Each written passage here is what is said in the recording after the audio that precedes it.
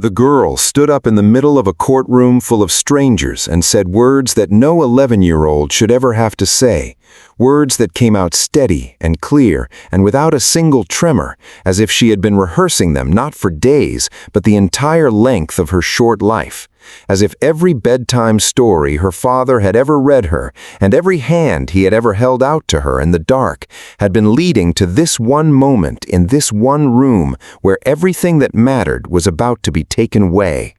"Let my father go," she said, "and I'll make you walk again." The courtroom did not go silent at first. It laughed. It laughed the way rooms laugh when they have already decided the outcome and someone has the audacity to suggest that outcomes can change. A low, rolling sound that moved through the gallery like a wave meant to knock her down, and Emily Carter stood through every second of it in her blue Easter dress, the one her mother had bought her 2 springs before the cancer came and took Margaret Carter quietly from this world. And she did not sit down, and she did not look away from the man in the wheelchair behind the bench, the man with the silver hair and the tired eyes, who had seen 19 years of this courtroom and thought he had seen everything it could show him. Judge Raymond Harrison had not expected this morning to be different from any other morning in a trial that had been moving from the very first day with the smooth efficiency of a machine that had been set in motion long before the gavel fell. He had presided over Hargrove County's 4th courtroom for nearly 2 decades, and in that time he had developed the particular weariness of a man who has watched justice administered so many times that he has learned to distinguish the real thing from its imitation. And what he had been watching for the past 3 days had the feel of imitation, polished and confident and immovable, the way things feel when the people behind them are very certain they will not be challenged. Ethan Carter sat at the defense table with the stillness of a man who had stopped expecting rescue. He was 51 years old, broad-shouldered in the way of men who had once been physically strong and had since channeled that strength inward into endurance rather than motion. He had worked at Silverstone Holdings for 11 years, had started in the mailroom the year his wife was diagnosed, had studied accounting at night on the kitchen table after Emily was asleep, had earned his certifications 1 exam at a time while holding a household together with the kind of quiet determination that nobody ever writes about because it does not look heroic from the outside. He knew the names of every janitor in the Silverstone building. He brought an extra umbrella in his bag because he had once seen a colleague get soaked in a downpour and felt helpless watching it happen. He was the kind of man who existed in the lives of everyone around him as a steady, reliable warmth, the kind you only notice when it is gone. 6 months before the arrest, he had noticed numbers that did not add up. Small things first, the kind of discrepancies that hid in the margins of spreadsheets and waited for someone careful enough to find them. Ethan was careful enough. He had flagged his concerns in a memo to his supervisor, had documented everything methodically, and trusted that the institution he had given 11 years of honest work to would respond with equal honesty. 3 weeks later, someone had used his login credentials and his digital signature and his personal access codes to move $340,000 out of Silverstone accounts, and the police had come to his house on a Thursday evening while Emily was sitting at the kitchen table doing her geography homework, and she had looked up and seen the handcuffs and had not made a sound. And that silence had lived inside Ethan Carter every moment since. Prosecutor Daniel Reed was the kind of man who had learned to wear righteousness like a well-fitted suit, comfortable, convincing, never out of place. He had built his case with the precision of someone who had constructed it not from evidence that led to a conclusion, but from a conclusion that had been handed to him first, and the evidence arranged carefully around it afterward. Every financial record he presented bore Ethan Carter's name. Every transaction trail led back to Ethan Carter's credentials. Every piece of paper in that courtroom told the same story, in the same direction, and that story ended with a man going to prison. And Daniel Reed presented it all with the calm authority of someone who has never once been questioned on something that mattered. Judge Harrison had watched Reed for 3 days and had felt, somewhere beneath the surface of his professional composure, a persistent unease he could not name. He was feeling it still when Emily Carter stood up and the courtroom laughed, and something about the contrast, the laughing room, the standing girl, the father who whispered her name like a prayer, made the unease sharpen into something he could finally identify. He had seen this before. Not in this courtroom, in a mirror. 7 years ago, before the accident on Route 9 that had left him in this wheelchair, before the drunk driver and the surgery and the long corridor of rehabilitation that had ended not in walking, but in acceptance, Raymond Harrison had gone through something that had taught him what it felt like to be a good man whom the world had decided to stop protecting. He had not spoken of it in years. He had buried it under the work and the routine and the daily discipline of presiding over a courtroom with fairness, as if fairness administered to others could settle the debt he felt the universe owed him. And now this child was standing in front of him saying, "You were like my father once, a good man who suffered something unjust." And the words went into him like a key into a lock he had forgotten he was carrying. "You were like my father once," Emily said, and her voice had dropped the way voices drop when they stop performing and start telling the truth. "You know what it feels like when nobody believes you, when everyone has already decided you're guilty before hearing your side." She paused, and in the pause the entire courtroom held something close to breath. "I know you can walk again, not with medicine, not with surgery, with faith, with justice." The laughter was completely gone now. Prosecutor Reed objected with elaborate patience, describing Emily as a poor, desperate child who had lost her grip on reality, requesting that security remove her before she further delayed the proceedings. Attorney Brooks, Ethan's defense counsel, a decent man who had been outmatched from the beginning of this trial, asked only for a moment, his voice carrying the gentle exhaustion of someone fighting a current they know is too strong but cannot bring themselves to stop fighting. Ethan said her name again, softer this time, and this time it was not a warning, but something closer to grief, the sound a father makes when he understands that his child has walked into danger on his behalf and he cannot reach her. Emily heard all of it and stood through all of it and kept her eyes on Judge Harrison. And Judge Harrison looked at her for a long moment in which something shifted behind his eyes, something old and buried and not entirely dead. And then he said, with a quietness that was more commanding than anything he had said in 3 days, "Stand up. You have 30 seconds to convince me." Emily Carter took one breath, just one, and she said, "My father always taught me that truth leaves evidence, and so do lies." She told him about the night of the transfers. She told him that on the night Ethan Carter was accused of moving $340,000 through layered digital transactions from the Silverstone Holdings network, her father was not at his desk. He was not at his computer. He was not anywhere near those accounts, or that building, or that city block. He was 40 minutes across the city at St. Mary's Medical Center, in a chair beside her hospital bed, holding her hand because she had collapsed at school that afternoon with a severe allergic reaction that had frightened the paramedics and frightened her teacher and frightened everyone except Ethan Carter, who had been frightened too, but had not let go of her hand long enough for her to know it.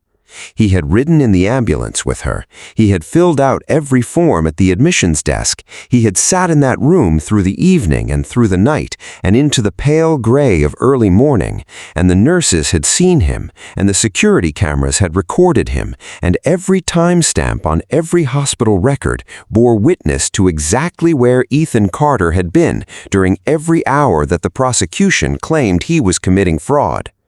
The courtroom was completely still. Judge Harrison's expression had become something that was not quite readable, but not neutral either. And into that stillness he placed the question that broke the case open like a stone through glass. "If Ethan Carter was at the hospital," he said slowly, "then who was sitting at his workstation that night?"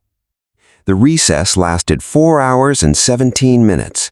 In that time, subpoenas were issued, and hospital records arrived, and security footage from St. Mary's was reviewed by the court's own appointed officer, and what the footage showed was Ethan Carter, unmistakably, sitting in room 114 of the pediatric ward, in the chair beside the window, at every hour that Daniel Reed's timeline required him to be somewhere else entirely.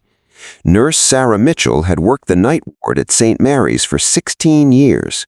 She was a small woman with reading glasses she kept on a chain around her neck, and the particular calm of someone who has sat with people during the worst nights of their lives and learned not to be undone by it. She remembered Ethan Carter. She remembered him because of the way he had sat, not anxiously, not pacing, but with the deliberate stillness of a man who had decided that his daughter would feel, even in her sleep, that she was not alone. "I personally checked on him throughout the night," she testified, her voice even and certain. "I never left that room, not once. He was there when I came on shift, and he was there when I went home in the morning." Judge Harrison suspended the trial immediately and ordered a full reinvestigation. As Ethan Carter walked out of the courthouse that afternoon into the cold November air with his house arrest bracelet on his ankle and his daughter's hand in his, he did not speak. He pulled Emily close and held her against his chest. With both arms, and she could feel his heart beating, and for the first time in months, she felt the particular safety of being held by the one person in the world who was entirely hers, and she pressed her face into his coat and breathed him in, and did not say anything either, because there was nothing that words could do in that moment that his arms were not already doing better. What the investigators uncovered over the following weeks was not a single act of fraud, but an entire world built on it, a structure of corruption so layered and so long established that the people inside it had stopped thinking of it as corruption and had started thinking of it simply as the way things worked. CEO William Sterling had been orchestrating financial fraud at Silverstone Holdings for nearly a decade, using trusted senior employees as unwitting cover, cycling money through accounts in patterns designed to point away from himself and toward the people closest to the records. When those people began to notice, when an accountant filed an internal memo, when a journalist started asking questions about government contracts, when a former employee threatened to go to the state board, the machine had a mechanism for that too. Teresa Foster had been a senior accountant at Silverstone before Ethan. She had noticed the same irregularities. She had reported them through proper channels, and within a month she had been arrested on charges of embezzlement, tried in this same courtroom, convicted on evidence that had been arranged around her the same way it had been arranged around Ethan. And she had served 14 months in a federal facility before being quietly released when the statute of limitations on one of the charges expired. Richard Nevins had been an investigative journalist at the Hargrove Courier who had spent 2 years piecing together the connection between Silverstone Holdings and a series of no-bid government contracts awarded to companies with invisible paper trails. His editors had killed the story. His sources had recanted. His press credentials had been revoked after a complaint was filed with the State Journalism Board by Congressman Richard Collins, who sat on the committee that oversaw media licensing and who had been receiving payments from William Sterling since the early years of the arrangement. Chief Robert Hayes had provided the investigative cooperation that turned suspicion into arrest and arrest into conviction every time, reliably for the right people. And Daniel Reed had stood in this courtroom and in 3 others across the county and had prosecuted innocent people with the full knowledge of their innocence, not because he was without conscience, but because he had made a calculation early in his career that his own survival was worth more than theirs, and had lived inside that calculation for so long that he had almost stopped feeling the weight of it. Almost. Reed disappeared the night the reinvestigation was announced. He was found 3 days later in his car on a dirt road outside the city, and the scene had the careful, arranged quality of things that are meant to be mistaken for something they are not. But Daniel Reed, in whatever remained of the man he had once intended to be, had done one final thing. He had scheduled an email to his personal attorney, set to send 24 hours after his last recorded login, and that email contained recordings and financial documents and internal communications spanning 9 years. And it contained a video. Reed sitting alone in a quiet room, the camera positioned at eye level, his hands folded on the table in front of him, his face carrying the particular exhaustion of a man who had stopped pretending. "My name is Daniel Reed," he said, and his voice was steady in the way that voices are steady when there is nothing left to protect. "If you are watching this, it means I did not survive. I made terrible mistakes because I was afraid. I told myself that fear was a reason. I know now that it was only an excuse. But before I die, I want the truth to survive. I need the truth to survive more than I needed anything else." The recording played in full in the courtroom at the final hearing, and no one moved and no one spoke, and the silence afterward was the kind that does not ask to be filled. Judge Harrison reopened Ethan Carter's case and 14 others. Witness after witness came forward, people who had been waiting years for a room that would finally hold what they had to say. Teresa Foster sat in the witness chair with her hands folded and told the court everything she had reported and everything that had been done to her for reporting it, and her voice did not shake because she had been waiting too long for this moment to waste it on shaking. Richard Nevin submitted his original investigative files, 2 years of documented reporting that had never been published, that named names and traced transactions and connected dots that the machine had spent considerable effort to keep disconnected. The financial records spoke for themselves, and they spoke loudly. And when they were done speaking, William Sterling and Richard Collins and Robert Hayes were taken from the courtroom in handcuffs. And Ethan Carter stood and watched it happen with the quiet, undramatic expression of a man who had believed in something long enough to see it proven right, and who found that being right was not triumphant so much as it was simply, deeply, exhaustingly true. Ethan Carter was fully and completely exonerated, every charge dismissed, every record corrected, his name restored to him as cleanly as it had been taken. The courtroom was nearly empty when it happened. People were gathering coats and speaking in low voices and moving toward the doors, and the ordinary sounds of an ordinary afternoon were beginning to come back into the room. And Judge Raymond Harrison sat in his wheelchair at the bench for a long moment that no one who remained would ever entirely be able to describe. He placed his hands on the arms of the chair. He breathed. And then, with the slow and deliberate intention of a man who has decided that something long believed to be impossible is going to happen right now, he pushed himself upright and stood. And then he took a step. It was not an easy step, and it was not a graceful one, and it was everything. He crossed the floor of his courtroom, the floor he had presided over for 19 years without ever walking it, and he came to where Emily Carter stood beside her father beneath the back row, and he looked down at her, and she looked up at him, and the afternoon light came through the high windows at exactly that angle that turns ordinary rooms into something that resembles grace. He did not have a speech prepared. He only had the truth, and the truth was small and enormous at the same time. You didn't just save your father, you reminded all of us what justice really means. Emily looked at him for a moment, and then she did something she had not allowed herself to do in front of a single person since the night the police came and put handcuffs on her Father's wrists. She cried, not from fear and not from grief, but from the specific and overwhelming relief of a child who fought with everything she had and found out, at the very end, that it had been enough. Ethan Carter put both arms around his daughter and held her close, and Judge Harrison stood on his own 2 feet and watched them, and the courtroom that had laughed at a little girl in a blue Easter dress was quiet now, and still, and irrevocably changed. Her father had always told her that truth leaves evidence.